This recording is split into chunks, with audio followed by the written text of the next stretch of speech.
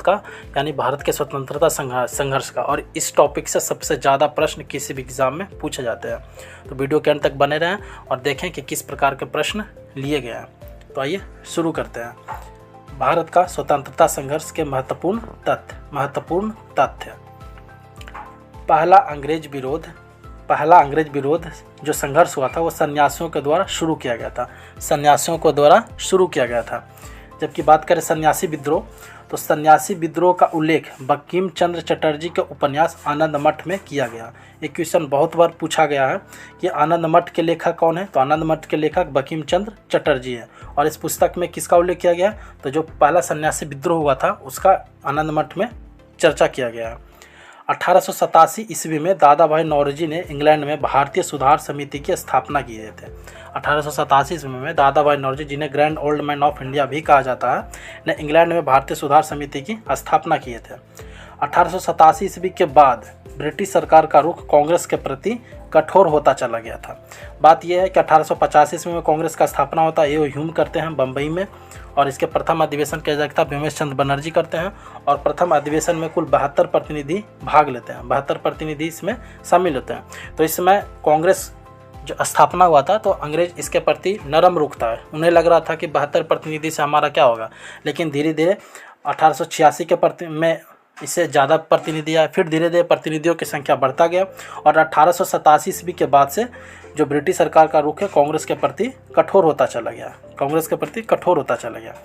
Dufferin ने कहा था, जब कांग्रेस का गठन किया गया था 1885 ईस्वी में, तो जो 72 प्रतिनिधि उसमें शामिल हुए थे, तो इसे देखकर डफरिन ने एक स्टेटमेंट दिया था जो कि बहुत ही फेमस है और बहुत बार एग्जाम में पूछा गया। डफरिन ने कहा था कि कांग्रेस केवल सूक्ष्मदर्शी अल्पसंख्यक का प्रतिनिधित्व करती है, यानी मुट्ठी भर प्रतिनिधि हैं जो कांग्रेस में शामिल हुए, और इससे अंग्रेजी साम्राज्य पर कुछ भी फर्क पड़ने वाला नहीं है। जबकि कांग्रेस कर्जन, जो कि लॉर्ड कर्जन है, जिसका काल 1899 से लेकर के 1905 ईस्वी तक का है, 1899 से लेकर 1905 ईस्वी का है, तो कर्जन ने कहा था कि कांग्रेस अपने पतन की ओर लड़खड़ाती हुई जा रही है। जबकि अरविंद घोष, जो कि भारतीय क्रांतिकारी थे, के अनुसार कांग्रेस क्षय रोग से मरने ही वाली है।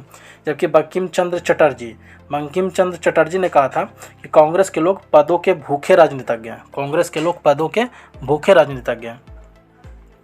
दादा भाई नौरोजी, दत्त और वाचा ने धन निष्कासन के सिद्धांत का प्रतिपादन किया था। धन निकास का सिद्धांत था उसका प्रतिपादन किया था। दादा भाई नौरोजी ने धन का पलायन का जो सिद्धांत था वो अपनी पुस्तक poverty and British rule in India में दिया था। दादा भाई नौरोजी ने धन के निष्कासन का सिद्धांत दिया था। ब्रिटिश हाउस ऑफ कॉमन्स का चुनाव लड़ने वाले प्रथम भारतीय दादा भाई नौरोजी थे। जो ब्रिटिश हाउस ऑफ कॉमन्स है उसका चुनाव लड़ने वाले प्रथम भारतीय दादा भाई नौरोजी थे। इन्होंने लिबरल पार्टी के उम्मीदवार के तौर पर, बहुत बार पूछा जाता है कि किस पार्टी का, तो ये लिबरल पार्टी के उम्मीदवार के तौर पर फिन्सबरी से 1892 में चुनाव जीता था। सारे पॉइंट इंपॉर्टेंट है। जीते कौन थे, दादा भाई नौरोजी। कब जीते थे, 1892 में। कहाँ से जीते थे, फिन्सबरी से। किस पार्टी से, तो लिबरल पार्टी से। इसके पहले चुनाव में भाग लेने वाले प्रथम व्यक्ति भीमेश चंद्र बनर्जी थे, WC बनर्जी। लेकिन चुनाव जीतने वाले प्रथम भारतीय दादा भाई नौरोजी थे। लॉर्ड कर्जन ने 20 जुलाई 1905 ईस्वी को बंगाल विभाजन की निर्णय की घोषणा किया था। लॉर्ड कर्जन ने 20 जुलाई 1905 ईस्वी को बंगाल विभाजन की घोषणा किया था। और इसके घोषणा करने के पश्चात 7 अगस्त 1905 ईस्वी को कलकत्ता के टाउन हॉल में स्वदेशी आंदोलन की घोषणा की गई थी। जब 20 जुलाई 1905 ईस्वी को लॉर्ड कर्जन ने बंगाल विभाजन का घोषणा किया, तो इसी के विभाजन के विरोध में 7 अगस्त 1905 ईस्वी को कलकत्ता के टाउन हॉल में स्वदेशी आंदोलन की घोषणा की गई। बंगाल विभाजन 16 अक्टूबर 1905 को प्रभावी हुआ। यानी बंगाल विभाजन किस दिन किया गया था, डेट इंपॉर्टेंट है। यहाँ से तीनों डेट इंपॉर्टेंट है, 20 जुलाई 1905 भी, 7 अगस्त 1905 भी और 16 अक्टूबर 1905 भी। घोषणा की गई थी 20 जुलाई 1905 को। बंगाल विभाजन किया किस दिन गया, 16 अक्टूबर 1905 को। और घोषणा के बाद जो स्वदेशी आंदोलन का शुरुआत हुआ था वो किस दिन हुआ था, 7 अगस्त 1905 ईस्वी को। तो तीनों डेट बहुत ही इंपॉर्टेंट है और बार बार यहाँ से पूछा जाता है। इस दिन पूरे बंगाल में शोक दिवस मनाया गया था। स्वदेशी आंदोलन में वंदे मातरम, विभाजन नहीं चाहिए एवं बंगाल एक है आदि का नारा लगाया गया था। जबकि स्वदेशी आंदोलन की बात करें तो स्वदेशी आंदोलन दिल्ली में हैदर राजा के नेतृत्व में चलाया गया, जबकि बम्बई और पुणे में बाल गंगाधर तिलक के नेतृत्व में चलाया गया, और पंजाब में लाला लाजपत राय के नेतृत्व में चलाया गया था स्वदेशी आंदोलन। आगे बढ़ते हैं। आंध्र डेल्टा इलाकों में स्वदेशी आंदोलन को वंदे मातरम आंदोलन के नाम से जाना जाता था, क्योंकि यहाँ पे जो आंध्र डेल्टा इलाका है, यहाँ पे चिदम्बरम पिल्लई यहाँ पे स्वदेशी आंदोलन का नेतृत्व करते हैं, और यहाँ पे इस स्वदेशी आंदोलन को वंदे मातरम आंदोलन के नाम से जाना गया। 1906 ईस्वी में कलकत्ता में कांग्रेस की अधिवेशन की अध्यक्षता करते हुए दादा भाई नौरोजी ने पहली बार स्वराज शब्द की प्रस्तुत किया था। कांग्रेस के मंच से सर्वप्रथम स्वराज शब्द का उद्घोषणा दादा भाई नौरोजी ने 1906 ईस्वी में कलकत्ता अधिवेशन से किया था, लेकिन पहली बार स्वराज शब्द का उपयोग स्वामी दयानंद सरस्वती जी द्वारा किया गया था। जबकि कांग्रेस के मंच से स्वराज शब्द का उपयोग सर्वप्रथम दादा भाई नौरोजी द्वारा किया गया था। दादा भाई नौरोजी 3 बार कांग्रेस के अध्यक्ष बनते हैं, पहली बार 1886 ईस्वी में, दूसरी बार 1893 ईस्वी में, और तीसरी बार 1906 ईस्वी में। स्वदेशी आंदोलन चलाने के तरीकों को लेकर ही कांग्रेस 1907 में जो सूरत अधिवेशन होता है में गरम दल और नरम दल नामक 2 दल में विभाजित हो जाता है।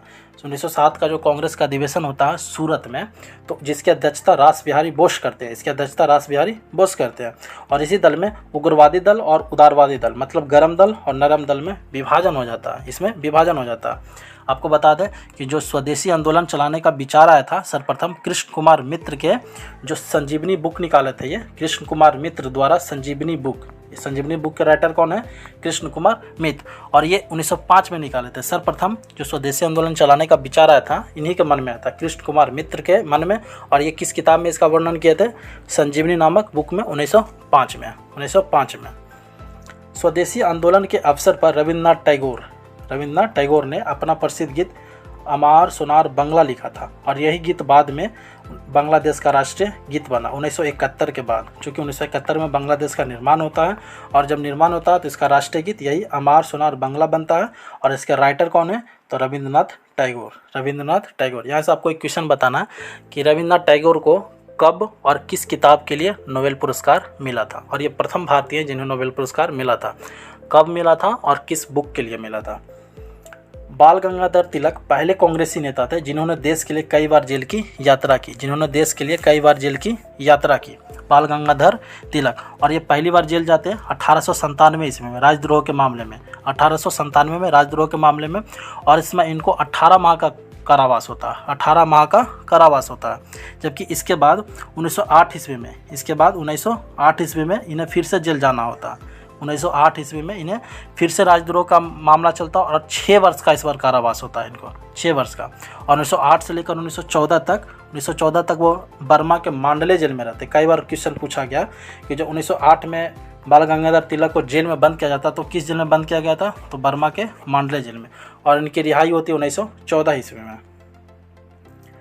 प्लेग के समय की ज्यादतियों से प्रभावित होकर पूना में चापेकर बंधु कौन थे? दामोदर एवं बालकृष्ण ने प्लेग अधिकारी रेंड एवं एयर्स्ट को हत्या कर दी थी। बहुत इंपॉर्टेंट पॉइंट है और बहुत बार पूछा गया, और ये किया गया था 1893 ईस्वी में।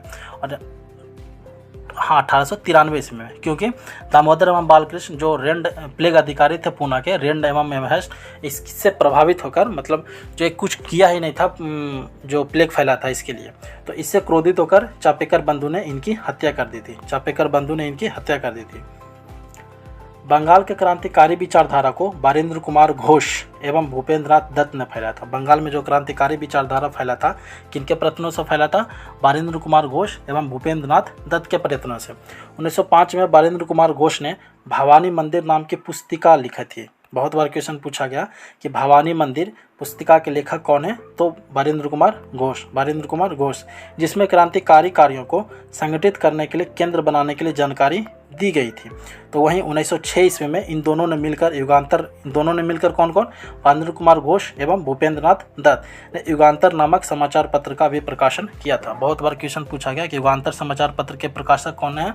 तो बारिंद्र कुमार घोष एवं भूपेंद्र नाथ दत्त। बंगाल में पी मित्रा ने अनुशीलन समिति का गठन किया था, जिसका उद्देश्य था खून का बदला खून। और ये क्वेश्चन बहुत बार रिपीट हुआ कि किस समिति का उद्देश्य था खून का बदला खून, तो ये था अनुशीलन समिति का, और इसके संस्थापक थे पी मित्रा। अनुशीलन समिति की 500 शाखाएं खोली गई थी, इसकी टोटल 500 शाखाएं खोली गई थी। और अनुशीलन समिति ने हेमचंद्र को, एक व्यक्ति हैं हेमचंद्र को, रूसी क्रांतिकारियों से बम बनाने की कला सीखने के लिए रूस भेजा गया था। ये भी इम्पोर्टेंट पॉइंट होगा कि किन्हें भेजा गया था रूस, मतलब क्रांति बम बनाने की कला सीखने के लिए, तो हेमचंद्र। और कौन भेजा था इन्हें, तो अनुशीलन समिति के सदस्यों ने। बढ़ते हैं आगे। महाराष्ट्र में विनायक दामोदर सावरकर यानी बीडी सावरकर के सदस्य पी.एन. बापट ने बम बनाने की कला सीखने के लिए पेरिस भेजा था। पेरिस कौन गए थे, पी.एन. बापट, और ये भी बम बनाने की कला सीखने के लिए पेरिस जाते हैं। पेरिस। महाराष्ट्र में क्रांतिकारी आंदोलन उभारने का श्रेय तिलक के पत्र केसरी को जाता है। कि केसरी जो पत्र है, और ये लिखा गया था मराठी में, केसरी जो लिखा गया था वो लिखा गया था मराठी में। और ये जो पत्र है ये लिखा गया है बाल गंगाधर तिलक द्वारा, और ये क्रांतिकारी आंदोलन को उभारने के लिए युवाओं का एक प्रेरणा स्रोत बन गया था। तिलक ने यानी बाल गंगाधर तिलक ने 1893 में गणपति उत्सव और 1895 में शिवाजी उत्सव मनाना प्रारंभ किए। तो बहुत बार क्वेश्चन रिपीट हुआ कि शिवाजी ने गणपति उत्सव कब मनाया था, 1893 में, जबकि शिवाजी उत्सव कब मनाए थे, 1895 ईस्वी में। वैलेंटाइन सिरोल ने बाल गंगाधर तिलक को भारतीय असंतोष का जनक कहा था। किसने कहा था, वैलेंटाइन सिरोल ने। बहुत बार क्वेश्चन रिपीट हुआ कि बाल गंगाधर तिलक को भारतीय असंतोष का जनक किसने कहा था, तो वैलेंटाइन सिरोल ने। इसी के ऊपर केस करने के लिए बाल गंगाधर तिलक इंग्लैंड जाते हैं कि उन्हें भारतीय असंतोष का जनक कहा इसलिए। महाराष्ट्र के महत्वपूर्ण क्रांतिकारी पत्र काल, ये कहाँ का है, महाराष्ट्र का काल, और इसके संपादन कौन है, परांजपे। बहुत बार क्वेश्चन रिपीट हुआ कि काल जो समाचार पत्र है, जो कि क्रांतिकारी पत्र है, इसके संपादन कौन है, तो परांजपे। दोस्तों, ये वीडियो आपको पसंद आ रहा हो, क्वेश्चन अच्छे लग रहे हो, तो वीडियो को लाइक कीजिए, अपने दोस्तों के साथ शेयर कीजिए, और अभी तक आपने हमारे चैनल को सब्सक्राइब नहीं किया तो हमारे चैनल को सब्सक्राइब कीजिए।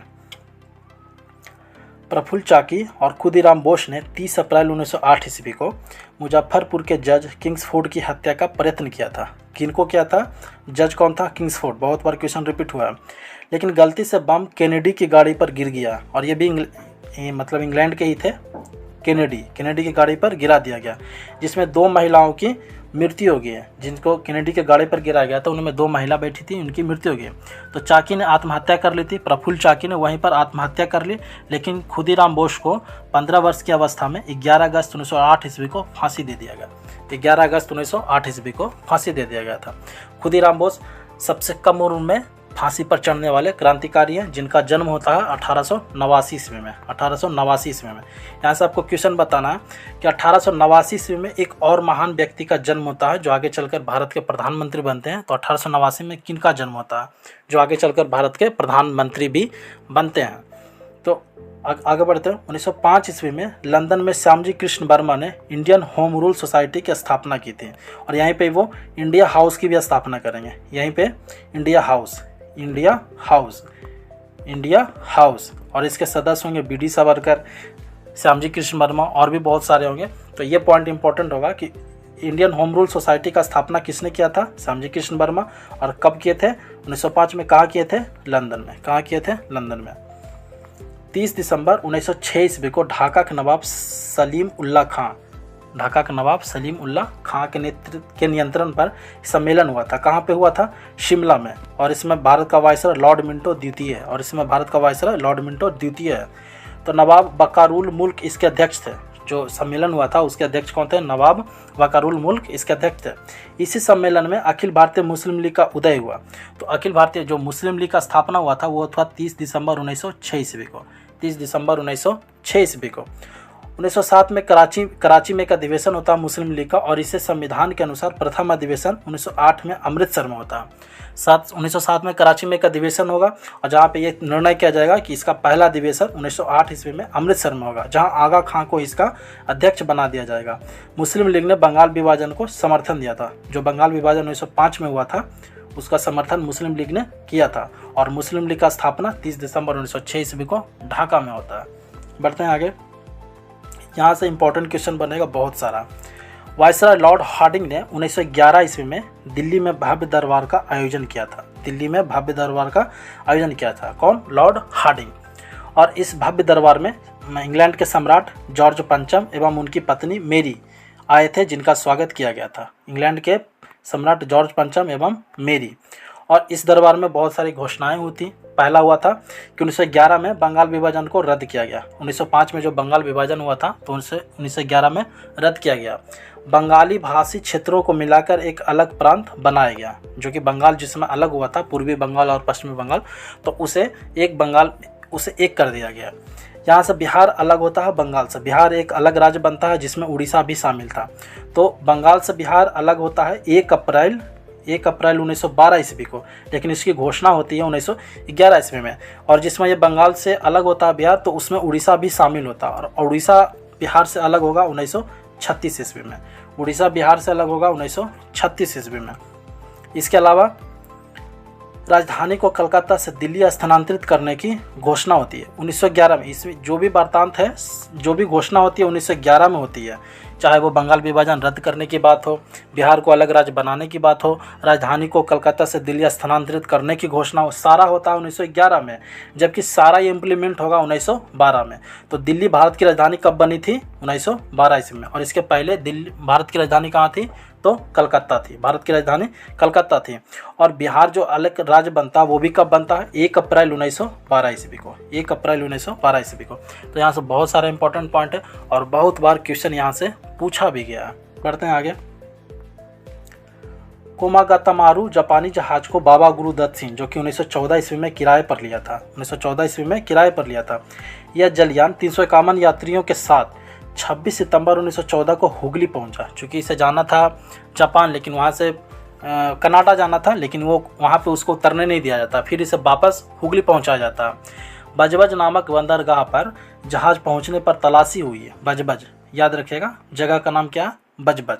तलाशी हुई और यहाँ पे संघर्ष होता और इस संघर्ष में 18 यात्री मारे जाते हैं और लगभग 25 यात्री घायल होते हैं। इसी को कहा जाता है कामातोगारू घटना, जो कि 1914 में घटित हुआ था। 26 दिसंबर 1912 ईस्वी को रास बिहारी बोस ने दिल्ली में वायसराय लॉर्ड हार्डिंग पर बम फेंका था। कौन फेंके थे? रास बिहारी बोस। किस पर? लॉर्ड हार्डिंग पर, रास बिहारी बोस ने। इसके परिणाम स्वरूप 13 व्यक्ति गिरफ्तार किए गए थे। रास बिहारी बोस तो भाग गए थे बम फेंकने के बाद, लेकिन इसमें 13 व्यक्ति को गिरफ्तार किया गया था, जिसमें प्रमुख शामिल थे मास्टर अमीनचंद, दीनानाथ, अवध बिहारी लाल, बाल मुकुंद, वसंत कुमार विश्वास, हनुमंत शाह एवं बलराज। दीनानाथ दबाव में आकर सरकारी गवाह बन गए थे। जो दीनानाथ है वो दबाव में आ गए थे और इसके बाद वो सरकारी गवाह बन गए, जबकि मास्टर अमीनचंद, अवध बिहारी लाल, बाल मुकुंद एवं वसंत विश्वास को फांसी दे दी गई। अब इतने व्यक्ति को फांसी दे दिया गया। इसमें इंपॉर्टेंट पॉइंट ये होगा कि कौन दबाव में आकर सरकारी गवाह बन गया था? तो दीनानाथ। और रास बिहारी बोस तो भाग जाते हैं जापान। बढ़ते हैं आगे। 1 नवंबर 1913 ईस्वी में अनेक भारतीयों ने लाला हरदयाल के नेतृत्व में सैन फ्रांसिस्को, जो कि अमेरिका में है, और ये बार बार पूछा जाता है अमेरिका के किस साइड में, तो पश्चिमी अमेरिका में है। ये पश्चिमी अमेरिका में है, पश्चिमी अमेरिका में गदर पार्टी का स्थापना करते हैं। तो गदर पार्टी का स्थापना कब किया जाता है? 1 नवंबर 1913 ईस्वी को। कौन करते हैं? लाला हरदयाल। लाला हरदयाल कहाँ करते हैं? सैन फ्रांसिस्को यानी अमेरिका में। सैन फ्रांसिस्को यानी अमेरिका में। सोहन सिंह भाखना इसके प्रथम अध्यक्ष बनते हैं। स्थापना करते हैं लाला हरदयाल, जबकि इसके प्रथम अध्यक्ष बनते हैं सोहन सिंह भाखना, और लाला हरदयाल इसके प्रथम मंत्री एवं काशीराम कोषाध्यक्ष चुने जाते हैं। काशीराम कोषाध्यक्ष चुने। तीनों इंपॉर्टेंट पॉइंट्स होगा।